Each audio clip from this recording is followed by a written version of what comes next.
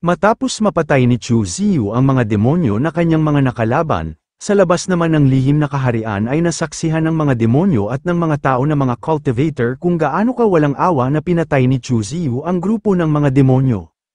Tuwang-tuwa naman ang isang babae na katabi ni Meng Dai dahil magaling daw ang ginawa ni Chu Ziyu, dahil dapat lang daw na kanilang sapitin ang ganoon na kamatayan dahil naglakas sila ng loob na kanilang tambangan ang Holy Sun sa labas ng pintuan ng pangalawang level. Napangiti naman si Meng Dai dahil ang kanya daw manyakol na disciple ay hindi basta-basta nababagsak patungo sa ibaba. At makikita din dito ang dalawang demonyo na ang Bullhead Saint at ang Qingyu Saint, at napamura na lang na binanggit ng Qingyu Saint ang pangalan ng ating bida. Sabi naman ng Bullhead Saint na hindi na daw maganda itong nangyari sa kanilang lahi na mga demonyo sa kamay ni Chu Ziyu. Napasabi naman ng Lord of Thousand Faces habang kampante niya na pinapanood sa labas ng lihim na kaharian si Chu Ziyu na hindi naman daw na hindi sapat ang bilang ng mga demonyo ang nakaabang kay Chu Ziyu, sadyang kasuklam-suklam lang talaga ang taglay na lakas ng bastardo na si Chu Ziyu.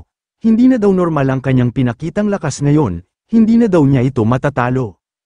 Nagsalita naman ang Qingyu Saint sa Lord of Thousand Faces gamit ang sound transmission. Sabi pa niya na hindi na daw ito maaring magpatuloy dahil si Chu Ziyu daw ay kanya nang makukuha ang Dao Secret Technique. Kung siya ay magpatuloy, kailangan daw ba nila munang hintayin ang mga demonyo galing sa Wanyao Valley na makarating dito sa lugar? Sumagot naman sa kanya ang Lord of Thousand Faces na huwag daw itong mag-alala dahil kahit dumating pa daw dito ang mga demonyo galing sa Wanyao Valley, ang kanila daw pagkakataon na makatakas ay 4 na paraan. Nagtanong naman ang Qingyu Saint na kung ano daw ba ang kanyang ibig sabihin. Sumagot naman sa kanya ang Lord of Thousand Faces na hayaan na lang daw niya kung ano ang kanyang ibig sabihin, dahil si Chu Ziyu ay hindi nila madaling madukot, ang kanya daw talino at lakas ay nakakakilabot, ang mga halimaw galing sa Wanyao Valley ay nakikipaglaban sa kanya, dahil doon ang kanila daw pagkakataon na magtagumpay ay 6 mula sa 10. Nagulat naman ang Qingyu Saint dahil simula daw na natalo ang Lord of Thousand Faces kay Yuling at ni Chu Ziyu, siya daw ngayon ay kumikilos na isang parang duwag. Sinabi naman sa kanya ng Lord of Thousand Faces na manood na lang daw ito kung ano ang mga resulta, maupo na lang daw sila at maghintay. At huwag din daw niyang kalimutan na ang halimaw na si Chu Ziyu ay hindi lang nagtataglay ng Heavenly Monster Constitution, bagkus nagtataglay din ito ng legacy ng isang emperor. Sa loob naman ng kaharian makikita sa harapan ni Chu Ziyu ang mga nakahandusay na mga halimaw na kanyang nagawang mapatay ng wala man lang kahirap-hirap. Sa kanya naman isip-isip na nagpapasalamat daw siya nitong kanyang hiniram na sandata ng Butterfly Empress, kanya daw itong lagyan ng spy formation upang kanyang magawang mapakinggan ang mga pinag-usapan ng mga halimaw matapos niya manalo dito sa pakikipaglaban sa mga demonyo. Ngunit nagbago na daw ang kanyang isip dahil kanya na lang lagyan ng Dao Curse itong sandata na axe, at kung kanyang malaman na mayroong hindi tama nitong kanyang sandata, kanya daw hahanapin at pupuntahan ng Butterfly Lord, at kung mangyari yun madali na lang daw na kanyang mapatay ang Butterfly Lord. Ngunit masyado daw mahirap hanapin ang isang Saint King level cultivator, ano daw ba ang kanyang dapat na gawin? At kanyang naalala si Miss Feng Yao dahil ang babae daw na yun ay makakatulong sa kanya sa kanyang mga misyon dito. Sa ilang sandali lumabas na si Miss Feng Yao galing sa loob ng pangalawang level, at tuwang-tuwa ito na kanyang ibinalita kay Chu Ziyu nga nagawa daw niyang magtagumpay sa kanyang pagsubok. Ngunit napatigil naman siya sa pagsasalita dahil kanyang nakita ang mga bangkay na katawan ng mga demonyo nga nakakalat lang sa kanyang buong paligid, sabay kanyang sinabihan si Chu Ziyu na si Chu Ziyu daw ay malakas na ngunit masyado pa daw itong lumakas, dahil kung siya daw ang napapaligiran nitong mga demonyo ang kanya na lang daw magagawa ay tumakas. Ngunit hindi lang daw yun nagawa ng ating bida bagkus kanya pa silang inubos. Agad naman lumapit si Chu Ziyu kay Miss Feng Yao sabay kanyang hinawakan ang katawan nito at kanya itong sinabihan na sa kanya daw bang nagawa ngayon ay mas lalo na itong na-inlove sa kanya. Hindi naman nakasagot si Miss Feng Yao sa mga sinabi sa kanya ni Chu Ziyu, bagkus kanya lang tinanong si Chu Ziyu habang namumula ang kanyang mukha na kung ano daw ba ang kanyang gagawin sa kanya ngayon. Agad naman nagpalabas ng aura si Chu Ziyu sa kanyang isang daliri sabay kanya itong itinapat sa daliri ni Miss Feng Yao. Napapaisip naman si Chu Ziyu habang kanyang tinitingnan ng daliri ni Miss Feng Yao na siya daw ngayon ay nakapatay ng mga maraming bilang ng mga halimaw kamakailan lang ngunit parang gusto daw niya itong mga dugo ng mga halimaw, at kanya din daw iniisip kung gusto din daw ba niya itong mga dugo ng mga tao katulad ng mga dugo ng halimaw. Pero kahit nasa kanya ng harapan itong dugo ng tao ay wala pa rin reaksyon sa kanyang sarili na nahuhumaling siya nitong dugo ng tao, at ang kanyang labis na pinagtataka bakit masyado siyang nahuhumaling sa dugo ng mga halimaw. Ano daw ba kaya ang kanyang makukuha kapag kainin niya ang mga halimaw? Nagtanong naman si Miss Feng Yao kay Chu Ziyu na kung ano daw ang kanyang ginagawa. Nagulat naman si Miss Feng Yao dahil walang imik si Chu Ziyu sa kanyang katanungan bagkus kanya lang sinipsip ang dugo sa kanyang daliri. At nagsaad si Chu Ziyu kay Miss Feng Yao na makinig daw ito sa kanyang sasabihin. Si Miss Feng Yao naman ay seryoso lang na nakatingin sa mukha ni Chu Ziyu, at sa ilang sandali matapos sinabi ni Chu Ziyu kay Miss Feng Yao ang kanyang gustong hilingin sa kanya ay laking gulat naman ni Miss Feng Yao dahil gusto daw ba ni Chu Ziyu na kikilos siya laban sa isang Saint King. Sa isip-isip naman ni Miss Feng Yao na kung susunod daw siya sa mga plano ni Chu Ziyu ito daw ba ay gagana, at sa pamamagitan daw ng kanyang congenital daw constitution, maari daw nitong masubaybayan ang bakas ng kanilang kapalaran. Agad naman hinawakan ni Chu Ziyu si Miss Feng Yao sabay kanya itong tinanong kung gagawin daw ba niya ang kanyang gustong ipagawa sa kanya. Sumagot naman si Miss Feng Yao na kanya daw gagawin ang gustong ipagawa sa kanya ni Chu Ziyu. Dahil doon agad na hinawakan ni Chu Ziyu ang puwet ni Miss Feng Yao dahil sa ngayon daw kanila nang gagawin ang bagay na yon. At kapag ang kanila daw formation ay matapos walang sino man na mga nilalang ang makakaalam kung ano ang kanilang ginagawa sa loob. Nagtaka naman ang mga tao na nanunood sa kanilang dalawa sa labas ng lihim na kaharian dahil bakit daw naghanda ang Taisu Holy Son at ang Yaosi Holy Daughter ng isang privacy formation, ano daw ba ang gagawin nilang dalawa sa loob ng formation? Lumaki naman ang butas ng ilong ng hindi kilalang disciple pero palaging nasa ganitong eksena maging ang kalbo dahil sa tingin daw niya matapos silang dalawa na makapasa sa pangalawang level, kailangan daw nilang dalawang maghubad ng damit at gagawin ang pinakamalupit na bagay na sila lang dalawa ang pwede na makakita. Si Meng Dai naman na nakikinig sa pinag-usapan ng dalawang hindi kilalang disciple pero palaging nasa ganitong eksena ay inis na inis, dahil walang hiya daw itong kanyang manyakol na disciple. Kapag nakalabas na daw siya sa lihim na kaharian kanya daw siyang tanungin kung ano ang kanilang ginagawa ng Yaosi Holy Daughter sa loob ng kanilang ginawang privacy formation. Sa loob naman ng lihim na kaharian makikita si Chu Ziyu na kanyang ginagabayan ang Yaosi Holy Daughter sa kanyang pag-cultivate, at matapos mag-cultivate ng Yaosi Holy Daughter ay kanya nang minulat ang kanyang mga mata. Si Chu Ziyu naman ay agad niya ibinigay sa Yaosi Holy Daughter ang sandata ng Butterfly Empress. Sabi pa niya kay Miss Feng Yao na sa ngayon daw maghintay na lang sila sa isang malaking isda na kakagat sa kanilang gagawin na patibong. At lumipas ang 7 araw, makikita sa itaas ng pintuan sa lihim na kaharian ang malaking liwanag na bigla na lang lumitaw. Nagulat naman ang ibang mga tao na mga cultivators maging si Meng Dai at napapatanong na lang siya na kung ano daw ba itong liwanag na bigla na lang lumitaw. Sa bunganga naman ng ginintuan na liwanag ay sumambulat dito ang isang malaking flying ship na papalabas, at ito ay napapaligiran ng maraming mga bantay na mga demonyo. Ang mga dumating pala sakay sa isang malaking flying ship ay nanggaling sa Wangyao Valley na si Ming Yaozi, siya ay pinapaligiran ng kanyang mga maraming bantay. Hindi naman makapaniwala ang dalawang babae na mga lahi ng demonyo. Dahil ang dumating daw dito sa lugar ay ang pinaka-genius ng Wangyao Valley. Talaga ba daw na dumating pa siya dito? Sabi naman ng isa pang babae na demonyo na kanya daw narinig na ang tao daw na ito ay successor ni Emperor Qingzu, at kakaiba daw ang lakas ng kanyang presensya, ito daw ay kahintulad na ng isang Great Saint Stage. Sabi naman ng isang nakaasul na babae na siya daw ay nag-cultivate ng Divine Grade Godly Skill Seed, noong siya ay nasa Dao Palace stage pa lang, ang kanya daw hinaharap ay hindi masusukat. Sa loob naman ng lihim na kaharian sa labas ng pangalawang level makikita dito si Chu Ziyu na seryoso na nag-cultivate, upang pumasok sa kanyang sariling Dao Palace, at sa loob naman ng kanyang Dao Palace makikita si Chu Ziyu na kanyang tinitingnan ang kanyang Emperor Grade na ang Dao Seed.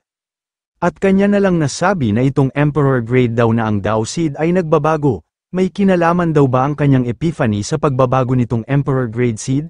Ang kanya daw kasalukuyan na Dao Seed ngayon ay para ng isang nagugutom na spirit beast na naghahanap ng pwede na kanyang lamunin maliban sa mga tao. Mayroon daw siyang kutob na kapag kanya itong ilalabas sa labas ito ay kayang lamunin ng buo ang isang tao. At sa mga nakaraan na huling araw hindi siya umalis dito sa pangalawang level kasama si Miss Feng Yao upang kanyang matuklasan ang pagbabago ng kanyang sarili, dahil hindi daw siya sigurado kung ano ang eksakto na kanyang pagbabago. At paano din daw niya ito na makumpirma na walang iilang mga side effect sa kanyang sarili. Sa ilang sandali makikita naman sa likod ni Chu Ziyu na naglakad si Miss Feng Yao papunta sa kinaroroonan ni Chu Ziyu, sabay kanyang ipinakita kay Chu Ziyu ang kanyang bitbit na malaking manok, at ang manok naman ay kanyang sinigawan si Chu Ziyu na hindi daw ba ito pumunta sa mas mataas, bakit daw niya siya dinala dito sa lugar, ano daw ba ang kailangan niya sa kanya. Agad naman binitawan ni Miss Feng Yao ang kanyang pagkahawak sa manok upang makalapag na ito sa lupa, at nang pagtapak ng manok sa lupa makikita ang kanyang paa na bigla na lang itong lumaki, at agad nag-transform ng isang tao. Lumapit naman si Chu Ziyu sa kanya at kanya itong sinabihan na huwag daw siyang matakot, tingnan lang daw niya ang kanyang mabait na ngiti, mukha daw ba itong may gagawin na masama sa kanya. Sumagot naman sa kanya ang babae na si Chu Ziyu daw ay isang demonyo. Nag-utos naman si Chu Ziyu kay Miss Feng Yao na kanya daw bantayan ang labasan nitong kuweba. Takot na takot naman ang babae na kanyang tinawag ang kanyang ina dahil gusto na daw siyang umuwi sa kanilang tahanan, habang si Miss Feng Yao naman ay papunta na sa labasan ng kuweba upang kanya itong bantayan. At nang nakarating na si Miss Feng Yao sa entrance ng kuweba agad naman siyang naglagay ng formation upang walang ibang makapasok sa loob ng kuweba. Nagtanong naman ang babae kay Chu Ziyu na kung ano na daw ba ang kanyang gagawin sa kanya. Sumagot naman sa kanya si Chu Ziyu na huwag daw itong mag-alala dahil malapit na daw siyang makaalis dito. At nagulat naman ang babae na nanginginig sa takot na kanyang tinanong si Chu Ziyu na kung ano daw ba ang bagay na kanyang ipinalabas. Nakangiti lang naman si Chu Ziyu na kanyang tinitingnan ang babae na para bang mayroon itong masamang balak. Sabay hinagis ni Chu Ziyu ang kanyang hinawakan na bagay sa babae at agad itong nagpalabas ng liwanag sa buong paligid ng babae. Napapasigaw na lang ang babae na humihingi ng tulong, habang si Chu Ziyu naman ay kanya lang tinitingnan ang babae na binabalutan na ng liwanag sa bagay na kanyang hinagis sa kanya.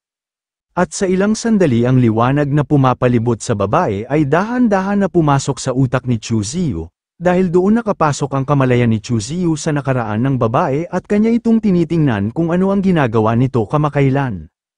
At mayroon itong iniinom galing sa laman ng bote, sabay bumalik sa kasalukuyan kung saan napapasigaw ang babae na parabang binabangungot sa kanyang nakaraan. Si Chu Ziyu naman ay tuwang-tuwa dahil ang kaganapan daw na ito ay ang soul reading, ito daw ay isang bagong kakayahan.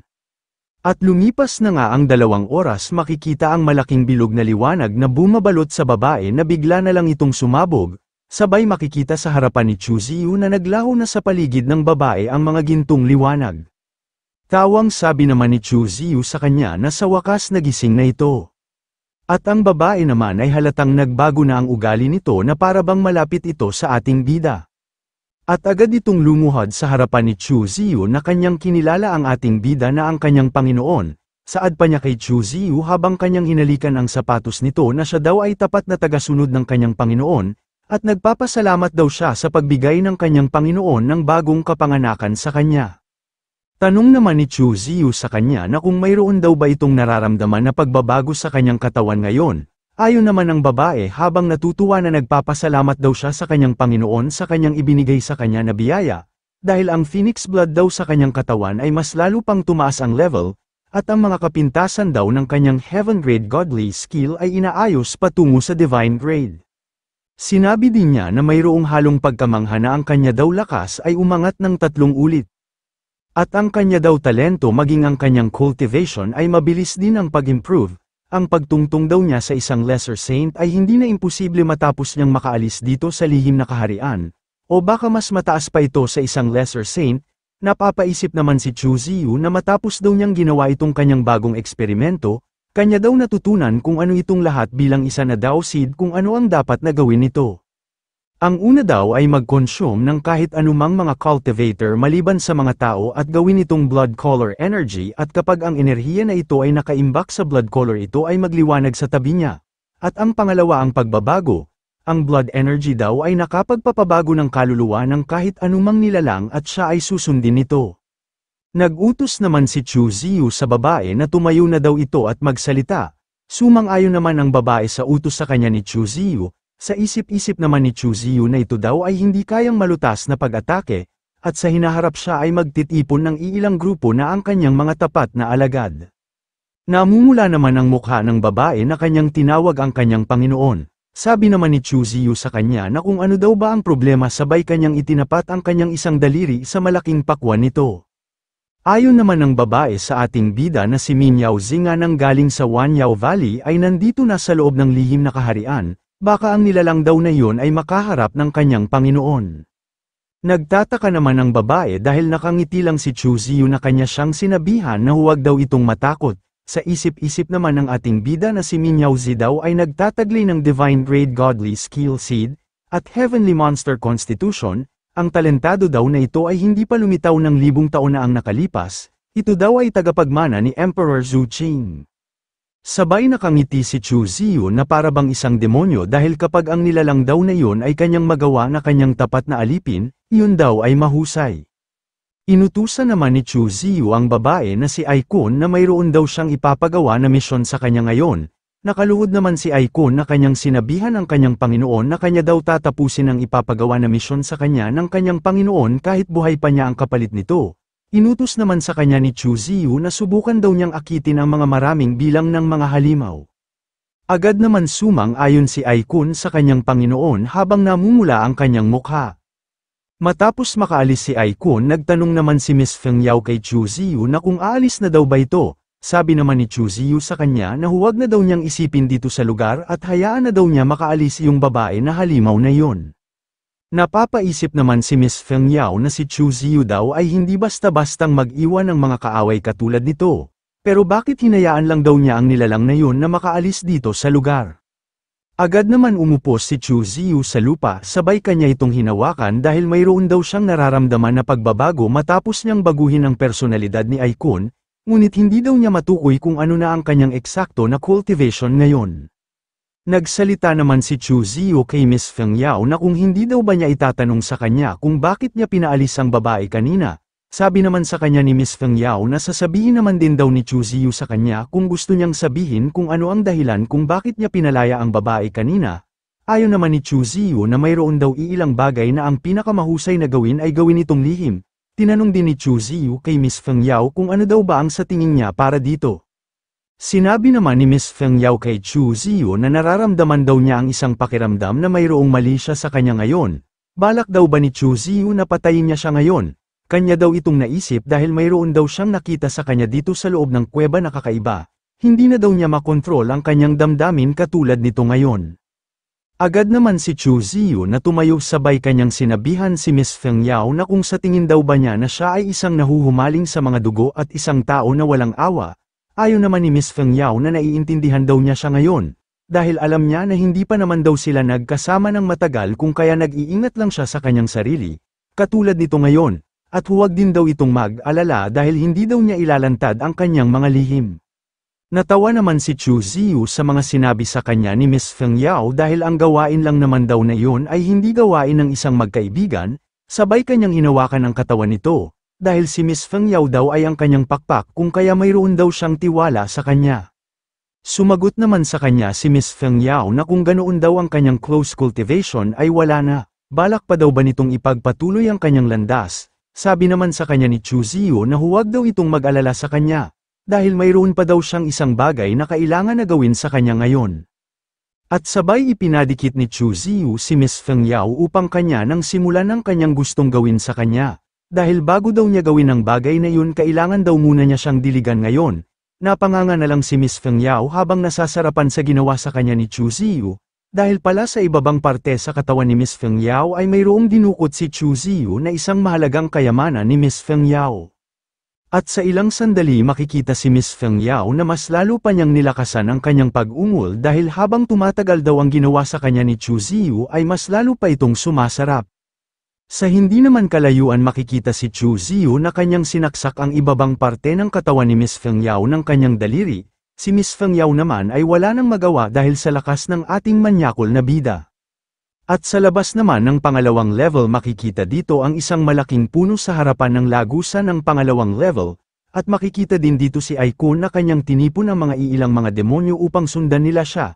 At nagsalita naman ng isang babae kay Aikun na kung sigurado daw ba siya na nasa lugar na ito ang Taisu Holy Son at ang Yaosi Holy Daughter.